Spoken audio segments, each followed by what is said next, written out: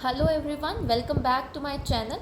आज मैं आपके लेके आई हूँ CDS के PYQs। तो बिना टाइम वेस्ट किए स्टार्ट करते हैं। पहला क्वेश्चन है, Which of the following gases in the atmosphere is or are responsible for acid rain? इनमें से ऐसी कौन सी गैसेस है जो एटमॉस्फेयर में प्रेजेंट होती हैं जो कि एसिड रेन के लिए रिस्पॉन्सिबल होती हैं? तो यहाँ पे अपने पास स्टेटमेंट्स है oxide of sulphur, oxide of nitrogen and oxide of carbon, और इसमें से हमें करेक्ट आंसर चूज करना है। तो देखो, जब भी हम बात करते हैं ना एसिड रेन के बारे में, तो ये जो एसिड रेन है, वैसे तो हम बोलते हैं कि जो रेन वाटर होता है वो काफ़ी प्योर होता है, लेकिन जब हम एसिड रेन के बारे में बात करते हैं ना, तो हम बोलते हैं इसका जो pH होता है वो काफ़ी ज़्यादा कम होता है। इवन अगर तुम ताजमहल के बारे में भी बात करोगे तो ये जो ताजमहल है उसका जो मार्बल है वो येलो कलर का होना शुरू हो गया है। किसकी वजह से? एसिड रेन की वजह से। ठीक है, तो जब हम बात करते हैं एसिड रेन की, तो हमारे एटमॉस्फेयर में दो तरीके के पोल्यूटेंट होते हैं जो कि एसिड रेन को कॉज करते हैं। वो कौन कौन से पोल्यूटेंट होते हैं? एक तो हम यहाँ पे बात करते हैं नाइट्रोजन के ऑक्साइड्स के बारे में, और एक हम यहाँ पे बात करते हैं सल्फर के ऑक्साइड्स के बारे में। ठीक है, एक हमने क्या बोला? नाइट्रोजन ऑक्साइड, और एक हमने बोला सल्फर का ऑक्साइड। तो देखो, जब भी हम नाइट्रोजन के ऑक्साइड के बारे में बात करते हैं ना, तो जब ये पानी के साथ रिएक्ट करता है तो अल्टीमेटली यहाँ पे बहुत सारी केमिकल रिएक्शंस होते हैं। अल्टीमेटली यहाँ पे क्या बनता है? Nitric acid. नाइट्रिक एसिड का फॉर्मूला क्या होता है? HNO3। ठीक है, जब हम सल्फ़र ऑक्साइड के बारे में बात करते हैं तो सल्फ़र ऑक्साइड जब पानी के साथ रिएक्ट करता है तब वो बनाता है सल्फ्यूरिक एसिड, और ये जो सल्फ्यूरिक एसिड होता है इसका फॉर्मूला होता है H2SO4। ठीक है, तो हमारे एटमॉस्फेयर में कौन से दो पोल्यूटेंट प्रेजेंट होते हैं जिसकी वजह से एसिड रेन होती है? वो है नाइट्रोजन के ऑक्साइड एंड सल्फर के ऑक्साइड। तो अगर तुम यहाँ पे देखो, फर्स्ट ऑप्शन क्या है? ऑक्साइड ऑफ सल्फर, यानी कि ये ठीक स्टेटमेंट है। दूसरा क्या है? ऑक्साइड ऑफ नाइट्रोजन, ये भी ठीक स्टेटमेंट है। लेकिन यहाँ पे कार्बन के ऑक्साइड की वजह से एसिड रेन नहीं होती है। तो यहाँ पे अपने पास कौन सा आंसर होगा? 1 और 2, यानी कि ए ऑप्शन यहाँ पे बिल्कुल ठीक ऑप्शन होगा। उसके बाद करते हैं नेक्स्ट क्वेश्चन। क्वेश्चन है मैच द फॉलोइंग कॉलम्स। ये 2013 में आया था। अब देखो, कॉलम 1 में लिखा हुआ है एजेंट, कॉलम 2 में लिखी हुई है उसकी डिजीज। तो अगर तुम यहाँ पे देखो, हमारे पास दिया हुआ है आर्सेनिक, फ्लोराइड, डस्ट, नॉइस, और यहाँ पे डिजीज में दे रखा है फ्लोरोसिस, मेलानोसिस, प्रिबस्किस एंड सिलिकोसिस। तो देखो, यहाँ पे एक चीज़ तो अगर तुम ध्यान से देखो तो इधर लिखा हुआ है फ्लोराइड और यहाँ पे डिजीज़ में लिखा हुआ है फ्लोरोसिस। तो ऑब्वियसली यहाँ पे जो फ्लोराइड है वो क्या कॉज कर रहा होगा? फ्लोरोसिस। फ्लोरोसिस का बेसिकली मतलब क्या होता है कि ज़्यादा फ्लोराइड होने की वजह से ये जो दांत है उनमें डिसकलरेशन होना शुरू हो जाती है। ठीक है, तो फ्लोराइड के ज़्यादा होने से क्या हो जाएगा? फ्लोरोसिस। तो बी का ऑप्शन क्या आएगा? 1। तो बी का ऑप्शन 1 तुम्हें किस में देखने को मिल रहा है? ए और सी में देखने को मिल रहा है। तो अल्टीमेटली ये जो बी वाला ऑप्शन है और डी वाला ऑप्शन है ये तो वैसे ही कट हो गया। अब उसके बाद देखो, यहाँ पे डिजीज़ में मेलानोसिस, प्रिबस्किस एंड सिलिकोसिस दे रखा है। सिलिकोसिस के बारे में जब हम बात करते हैं तो सिलिकोसिस बेसिकली एक लंग डिजीज़ होती है। ये लंग डिजीज़ेज ज़्यादा सिलिका होने से या फिर डस्ट होने की वजह से हो सकती है। तो यानी कि सी का ऑप्शन यहाँ पे क्या आएगा? 4। तो यहाँ पे अगर तुम देखोगे सी का ऑप्शन 4 दोनों में ही देखने को मिल रहा है। देन उसके बाद यहाँ पे प्रिबस्किस। ये जो प्रिबस्किस होता है ना, बेसिकली ये एज रिलेटेड हम बोल सकते हैं हियरिंग लॉस, की हियरिंग लॉस होता है एज रिलेटेड। तो एज रिलेटेड हियरिंग लॉस, तो एज रिलेटेड हियरिंग लॉस किस वजह से होगा? नॉइस की वजह से होगा, यानी कि डी का ऑप्शन यहाँ पे क्या हो जाएगा? 3। तो इन दोनों में से डी का ऑप्शन 3 कौन सा है? ये सी वाला ऑप्शन। और बचा क्या अपने पास? आर्सेनिक। ये जो आर्सेनिक है वो क्या कॉज करता है? मेलानोसिस कॉज करता है। बेसिकली ये स्किन की डिस्कलरेशन होना शुरू हो जाती है, स्किन में ना ब्राउन ब्राउन कलर के पैचेस पड़ना शुरू हो जाते हैं। तो आर्सेनिक जुड़ेगा मेलानोसिस के साथ, फ्लोराइड जुड़ेगा फ्लोरोसिस के साथ, डस्ट जुड़ेगा सिलिकोसिस के साथ एंड नॉइस जुड़ेगा प्रिबस्किस के साथ। यानी कि यहाँ पे जो हमारा ठीक ऑप्शन होगा वो होगा सी ऑप्शन। अगर तुम यहाँ पे देखो, फ्लोरोसिस, फ्लोरोसिस क्या होता है, एक कंडीशन है जिसमें तुथ की डिसकलरेशन होना शुरू हो जाती है। किसकी वजह से होती है, ओवर एक्सप्लोजन ऑफ फ्लोराइड की वजह से। ठीक है, तो यहाँ पे आप देख सकते हो फोटो में कि यहाँ पे क्या हो रहा है, तुथ की डिसकलरेशन हो रही है। देन उसके बाद क्या है, मेलेनोसिस। मेलेनोसिस का मतलब क्या होता है, बेसिकली एक तरीके का हाइपर पिगमेंटेशन होता है, स्किन में लाइट ब्राउन पैची अपीयरेंस आना शुरू हो जाती है, जैसे कि आप इस फोटो में देख सकते हैं। प्रोबस्किस मैंने क्या बोला था, age related hearing loss, and silicosis क्या होता है, एक लंग डिजीज। नेक्स्ट क्वेश्चन है स्टेटमेंट क्वेश्चन, क्लोरीन रेडिकल्स यानी कि Cl radical initiate the chain reaction for ozone depletion. And statement 2 है gaseous hypochlorous acid and chlorine are photolysed by sunlight. तो देखो यहाँ पे फर्स्ट स्टेटमेंट हमने क्या बोली कि क्लोरीन का जो रेडिकल है Cl radical basically initiate the chain reaction for ozone depletion. Ozone क्या होती है, O3। ठीक है, तो होता क्या है, जैसे हम क्लोरोफ्लोरोकार्बन्स के बारे में बात करते हैं, तो ये क्लोरोफ्लोरोकार्बन्स हम क्या बोलते हैं कि ओजोन को डिप्लीट कर रही होती है। कैसे डिप्लीट कर रही होती है कि यहाँ पे ये जो क्लोरीन का रेडिकल निकलता है ना, वो क्या करता है, इस ओजोन को किस में कन्वर्ट करना शुरू कर देता है, ऑक्सीजन में कन्वर्ट करना शुरू कर देता है। ठीक है, तो हम यहाँ पे क्या बोल देते हैं कि ओजोन की डिप्लीशन होना शुरू हो गई, यानी कि जो फर्स्ट स्टेटमेंट है वो करेक्ट स्टेटमेंट है। सेकेंड स्टेटमेंट हमने क्या बोली कि gaseous hypochlorous acid, gaseous hypochlorous acid का मतलब होता है HOCl। ठीक है, तो HOCl क्या होता है, गैस हाइपोक्लोरस एसिड। और क्लोरीन जो है वो फोटोलाइज्ड होते हैं सनलाइट से। ये स्टेटमेंट भी बिल्कुल ठीक है। ये जो क्लोरीन है वो अपने आप नहीं टूटता है, ये कब टूटेगा, जब यहाँ पे क्या आएगी, सनलाइट आएगी। तो सनलाइट की प्रेजेंस में ये जो क्लोरीन होगा वो किस में टूट जाएगा, क्लोरीन के फ्री रेडिकल में टूट जाएगा। इवन अगर मैं यहाँ पे हाइपोक्लोरस एसिड के बारे में बात करूँ यानी कि HOCl के बारे में बात करूँ, तो यहाँ पे हम क्या बोलते हैं कि सनलाइट की प्रेजेंस में ये किस में टूट जाएगा, OH के फ्री रेडिकल में, और साथ में क्लोरीन के फ्री रेडिकल में टूट जाएगा। ये रिएक्शन कब पॉसिबल हो सकती है, सनलाइट से। फोटोलाइज्ड का मतलब होता है, फोटो मतलब लाइट और लाइज्ड का मतलब क्या होगा, टूट जाना। ठीक है, तो ये वाली स्टेटमेंट भी ठीक है, लेकिन क्या कि जो स्टेटमेंट सेकंड है वो क्या फर्स्ट स्टेटमेंट की करेक्ट एक्सप्लेनेशन है, नहीं है। तो हम यहाँ पे कौन सा ऑप्शन चूज करेंगे कि दोनों की दोनों स्टेटमेंट्स तो करेक्ट हैं, लेकिन ये जो सेकेंड स्टेटमेंट है वो स्टेटमेंट 1 की करेक्ट एक्सप्लेनेशन नहीं है।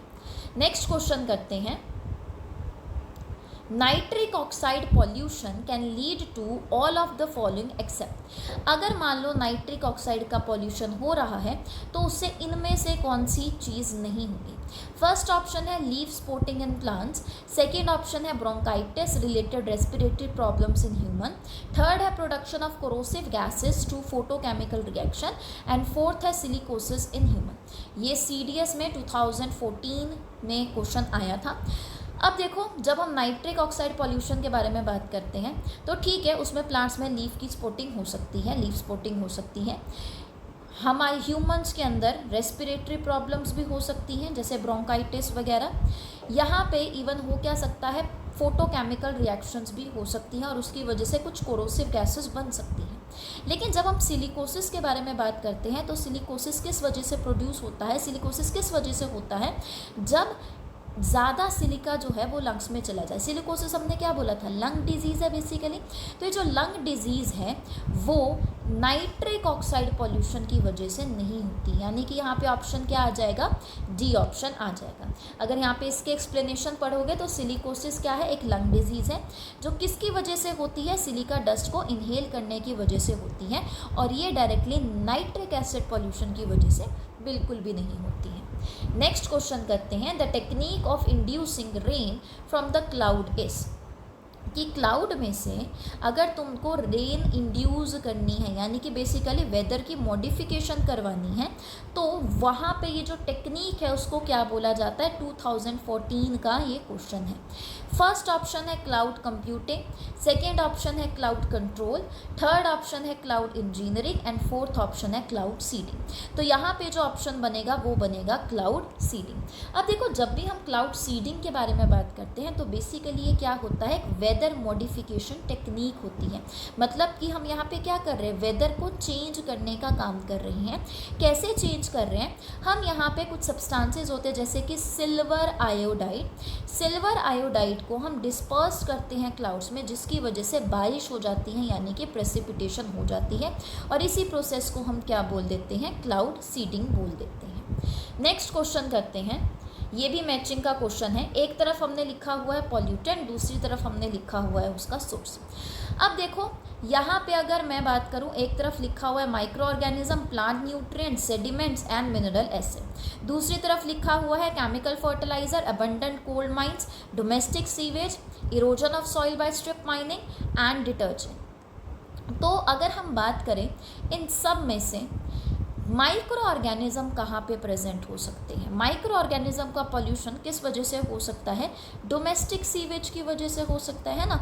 जो भी घरों में से ये सीवेज वगैरह निकल रहा है वहाँ पे माइक्रो ऑर्गेनिज्म बहुत ज़्यादा प्रेजेंट होंगे, यानी कि यहाँ पे एक ऑप्शन क्या होना चाहिए, थर्ड ऑप्शन होना चाहिए। ठीक है, तो अगर यहाँ पे तुम देखो जो हमारे पास ऑप्शंस हैं, तो ऑप्शंस के अंदर ए का ऑप्शन हमने क्या बोला, 3, ए का 3 तो हमें एक ही जगह नज़र आ रहा है, कौन से ऑप्शन के अंदर, ए के अंदर, मतलब सॉरी बी ऑप्शन के अंदर हमें नज़र आ रहा है। ठीक है, अब इसके अलावा और भी देख लेते हैं। हमने बोला प्लांट न्यूट्रिएंट्स, जब भी हम प्लांट न्यूट्रिएंट्स के बारे में बात करें, फर्टिलाइजर्स याद आ रहे हैं कि नहीं। ये जो फर्टिलाइजर्स होते हैं वो क्या करते हैं, फर्टिलाइज़र सॉइल की फर्टिलिटी को इंक्रीज़ करने का काम करते हैं। ज़्यादातर हम NPK फर्टिलाइजर्स के बारे में बात करते हैं, nitrogen, phosphorus and potassium fertiliser. तो ये क्या कर रहे हैं, प्लांट के न्यूट्रिएंट्स को बढ़ा रहे हैं, है ना। तो यानी कि बी का ऑप्शन क्या हो जाएगा, 1। बी का ऑप्शन क्या हो गया, यहाँ पे 1 हो गया। अब देखो यहाँ पे अगर मैं बात करूँ कि अगर ये जो स्ट्रिप माइनिंग की वजह से ये जो इरोजन हो रहा है उसकी वजह से क्या आ रहे हैं, सेडिमेंट्स बन रहे हैं, राइट। तो सी का ऑप्शन क्या हो गया अपने पास, 4 हो गया। और अगर मैं यहाँ पे डी के बारे में बात करूँ, यानी कि मिनरल एसिड्स के बारे में बात करूँ, तो मिनरल एसिड ज़्यादा किस वजह से हो जाते हैं, अबंडेंट कोल माइंस की वजह से हो जाता है, यानी कि यहाँ पे हमारा जो ठीक ऑप्शन होगा वो होगा बी ऑप्शन। नेक्स्ट क्वेश्चन करते हैं। नेक्स्ट है, which one of the following is associated with the formation of brown air in traffic congested cities. जहाँ पे भी बहुत ज़्यादा ट्रैफिक होता है सिटीज़ वगैरह के अंदर ही आपको ये सारी चीज़ें देखने को मिलेंगी। तो वहाँ पे ब्राउन कलर की एयर, बेसिकली ब्राउन कलर की जो एयर होती है उसकी फॉर्मेशन किस वजह से हो रही होती है इन सब में से। तो याद रखना, ये जो ब्राउन फ्यूम्स होते हैं ना, वो कौन प्रोड्यूस करता है, नाइट्रोजन ऑक्साइड।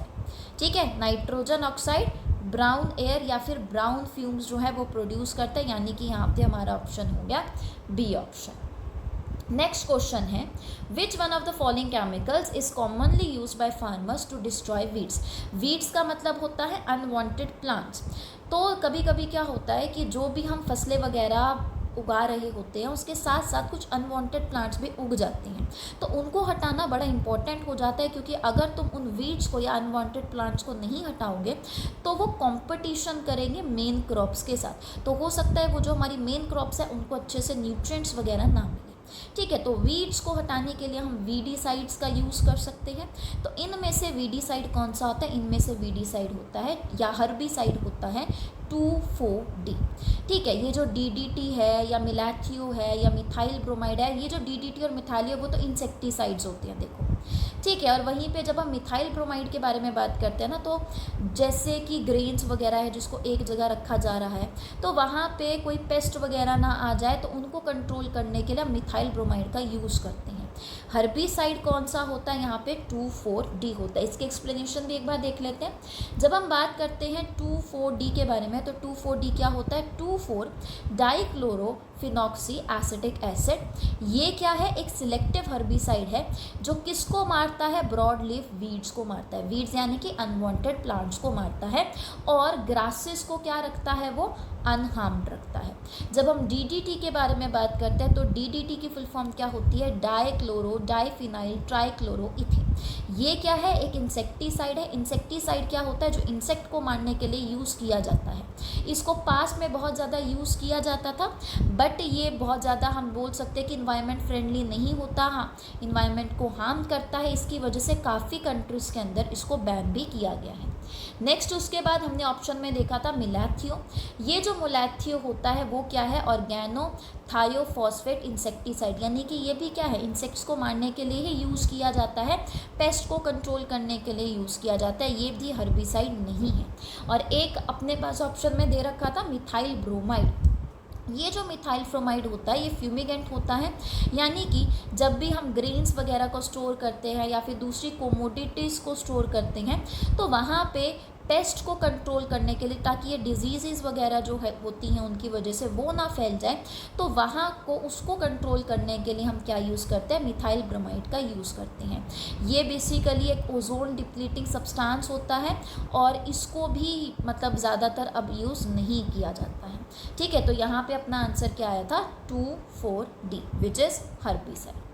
नेक्स्ट क्वेश्चन है, from which one among the following water resources water is likely to be contaminated with fluorides. तो इन सब ऑप्शंस में से कौन सा ऐसा वाटर सोर्स है जो कि बहुत जल्दी कंटामिनेटेड हो जाता है फ्लोराइड से। अब देखो, जब हम बात करते हैं रिवर वाटर के बारे में या पोंड वाटर के बारे में, तो ये ना फ्लो करता रहता है, राइट। तो फ्लो करता है तो यहाँ पे फ्लोराइड्स के एक्यूमुलेट होने के चांसेस उतने ज़्यादा नहीं होते हैं। जब हम रेन वाटर के बारे में बात करते हैं तो रेन वाटर को तो हम वैसे ही प्योर कंसीडर करते हैं, राइट। तो यहाँ पे आप आंसर क्या आएगा अपने पास, ग्राउंड वाटर।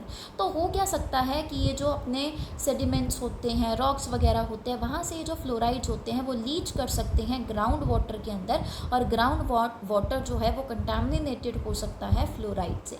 तो यहाँ पे जो ऑप्शन बनेगा वो बनेगा ए ऑप्शन। अब देखो, हमने क्या बोला कि जो फ्लोराइड है वो मोर लाइकली किससे कंटामिनेट, किसको कंटामिनेट कर सकता है, ग्राउंड वाटर को, क्योंकि ये जो फ्लोराइड होता है वो लीच कर सकता है रॉक से या मिनरल से वाटर के अंदर, और सॉइल के अंदर से जाके, रॉक लेयर से जाके वो अल्टीमेटली हमारे ग्राउंड वाटर को ख़राब कर सकता है, कंटेमिनेट कर सकता है। नेक्स्ट क्वेश्चन है, which of the occupational health hazards commonly faced by the workers of ceramics, pottery and glass industry is। अब देखो, जो भी लोग, जो भी वर्कर्स सिरामिक्स, पोट्री या ग्लास इंडस्ट्री में काम करते हैं, तो सब हो सकता है कि उनको एक पर्टिकुलर टाइप की डिजीज़ हो जाए। तो कौन सी डिजीज़ हो सकती है, क्या उनके गोल ब्लैडर में स्टोन की फॉर्मेशन होगी, नहीं। क्या उनको मेलेनोमा होगा, नहीं। क्या उनकी किडनी में स्टोन की फॉर्मेशन होगी, नहीं। सिलिकोसिस, सिलिकोसिस हमने क्या बोला था, अभी इसी वीडियो के अंदर हमने 2-3 बार इसके बारे में बात कर ली है। तो सिलिकोसिस किसकी वजह से होती है, जब सिलिका डस्ट जो होती है वो चली जाती है हमारे लंग्स के अंदर, बेसिकली एक लंग डिजीज़ होती है। तो जब भी हम सिरामिक्स, पोट्री या ग्लास इंडस्ट्री के बारे में बात करते हैं तो वहाँ पे हमें बहुत सारी सिलिका डस्ट देखने को मिल सकती है, और वो वर्कर्स के लंग्स के अंदर जा सकती है, जिसकी वजह से उनके कौन सा ऑक्यूपेशनल हेल्थ हैजार्ड होने के चांसेस ज़्यादा बढ़ जाते हैं, सिलिकोसिस होने के। ठीक है, तो सिलिकोसिस क्या होती है, एक लंग डिजीज़ होती है। किसकी वजह से होती है, फाइन सिलिका डस्ट को इनहेल करने की वजह से होती हैं। और ये कहाँ पे काम करने वाले वर्कर्स को ज़्यादा हो सकती है, ceramics, pottery and glass manufacturing processes. Next उसके बाद क्वेश्चन है, which one among the following is responsible for the expansion of water in ocean. ये 2013 का क्वेश्चन है। अब देखो, इनमें से कौन सी ऐसी गैस है जो कि ओशन में पानी को एक्सपेंड करने के लिए रिस्पॉन्सिबल होती है। अब यहाँ पे ना थोड़ा सा ग्रीन हाउस गैसेस के बारे में भी बात करते हैं। अब ग्रीन हाउस गैस तो एक अलग टॉपिक हो गया, तो हम यहाँ पे क्यों बात कर रहे हैं। अब जब तुमने सुना होगा ग्रीन हाउस गैस, तो सबसे पहले किसका नाम याद आ रहा होगा, कार्बन डाइऑक्साइड का। तो ये जो कार्बन डाइऑक्साइड होता है ना, अगर वो हमारे एटमॉस्फेयर में ज़्यादा हो जाता है तो ये किसका काम करता है, हीट को ट्रैप करने का काम करता है। तो अगर मान लो हीट को ये ट्रैप कर रहा है तो ये क्या कॉज करेगा, ग्लोबल वार्मिंग कॉज करेगा अल्टीमेटली, है ना। तो जब ये ग्लोबल वार्मिंग कॉज कर रहा है, तो जब हीट होता है तो हीटिंग से क्या होता है, पानी एक्सपैंड करता है। पानी अगर यहाँ पे एक्सपैंड करेगा तो ओशन एक्सपैंड करेगा, राइट। तो इनमें से कौन सी ऐसी चीज़ है जो कि ओशन के अंदर वाटर को एक्सपैंड करने के लिए रिस्पॉन्सिबल होती है, वो होता है कार्बन डाइऑक्साइड। यानी कि यहाँ पे जो ए ऑप्शन है वो ठीक ऑप्शन है। तो यहाँ पे इसके एक बार एक्सप्लेनेशन भी देख लो कि जब कार्बन डाइऑक्साइड एटमॉस्फेयर में एक्यूमुलेट होता है तो ये किसकी तरह काम करता है, ग्रीन हाउस गैस की तरह काम करता है और ये क्या करेगा, हीट को ट्रैप करेगा, जिसकी वजह से अर्थ का टेम्परेचर बढ़ जाएगा। जैसे अर्थ का टेम्परेचर बढ़ेगा तो ओशंस भी गर्म होना शुरू हो जाएंगे और जो वार्मर वाटर होता है वो एक्सपैंड कर जाता है। तो ये जो थर्मल एक्सपेंशन हो रहा है ओशंस का, वो उसकी वजह से क्या हो रहा है, जो सी लेवल है वो बढ़ रहा है। ठीक है, तो यहाँ पे अपना आंसर क्या हो गया, कार्बन डाइऑक्साइड, यानी कि ए ऑप्शन। नेक्स्ट क्वेश्चन है हमारे पास, CDS 2013 में आया था। विच one among the following gases rapidly combines with the haemoglobin of the blood. हमारे ब्लड में जो हीमोग्लोबिन है, ब्लड में क्या प्रेजेंट होते हैं, आरबीसीज यानी कि red blood cells. Red blood cells का दूसरा नाम क्या होता है, एरिथ्रोसाइट। ये जो रेड ब्लड सेल्स होते हैं इनकी बाइकनकेव शेप होती है, देखो दो गुफा बन रही है ना, तो शेप क्या बोलेंगे, बाइकनकेव। बाइकनकेव क्यों बोल रहे हैं, यहाँ पे न्यूक्लियस प्रेजेंट नहीं होता, इन्यूक्लिएटेड होता है। न्यूक्लियस प्रेजेंट नहीं है तो कुछ और तो प्रेजेंट होना चाहिए। तो क्या प्रेजेंट होता है यहाँ पे, हीमोग्लोबिन। नॉर्मली क्या होता है, यही जो हीमोग्लोबिन है जो हम सांस ले रहे हैं, ऑक्सीजन जो इनहेल कर रहे हैं, वो जो ऑक्सीजन है वो इसी हीमोग्लोबिन के साथ बाइंड करती हैं और हमारी बॉडी के अंदर ट्रांसपोर्ट होती है। बट अगर मैं देखूँ यहाँ पे, ऑक्सीजन से भी ज़्यादा एफिनिटी किसकी होती है, कार्बन मोनोऑक्साइड की होती है। यानी कि अगर मान लो एटमॉस्फेयर में कार्बन मोनोऑक्साइड भी है और ऑक्सीजन भी है, तो ये जो हीमोग्लोबिन है वो क्या प्रेफर करता है, कार्बन मोनोऑक्साइड प्रेफर करता है। लेकिन ये जो कार्बन मोनोऑक्साइड होती हैं वो हमारे लिए हार्मफुल होती है। अगर इसका अमाउंट ज़्यादा हो जाता है हमारी बॉडी के अंदर तो इससे डेथ भी हो सकती है। ठीक है, तो इनमें से कौन सी गैसेस रैपिडली कंबाइन करती है हीमोग्लोबिन के साथ, कार्बन मोनोऑक्साइड कंबाइन करती है। तो ये जो कार्बन मोनोऑक्साइड है जिसको हम CO करके रिप्रेजेंट करते हैं, इसकी काफ़ी ज़्यादा एफिनिटी होती है हीमोग्लोबिन के साथ और ऑक्सीजन से भी ज़्यादा एफिनिटी होती है यहाँ पे। यानी कि ये किसके साथ बहुत जल्दी बाइंड कर जाता है, हीमोग्लोबिन मॉलिक्यूल के साथ बहुत जल्दी बाइंड कर जाता है, जिसकी वजह से जो ऑक्सीजन है वो हीमोग्लोबिन के साथ बाइंड नहीं कर पाती है और वो हमारे बॉडी के टिश्यूज़ में, बॉडी के सेल्स में ट्रांसपोर्ट नहीं हो पाती है। ये जो कंडीशन है इसको हम और क्या बोल देते हैं, कार्बन मोनोऑक्साइड पॉइजनिंग बोल देते हैं। ठीक है, तो आज के लिए हम इतने ही क्वेश्चंस करेंगे। आई होप आप सबको ये सारे के सारे क्वेश्चंस और इनकी जो एक्सप्लेनेशन है, उनके आंसर्स हैं वो समझ में आए होंगे। अगर आपको कोई भी डाउट है तो आप कमेंट सेक्शन में लिख सकते हैं।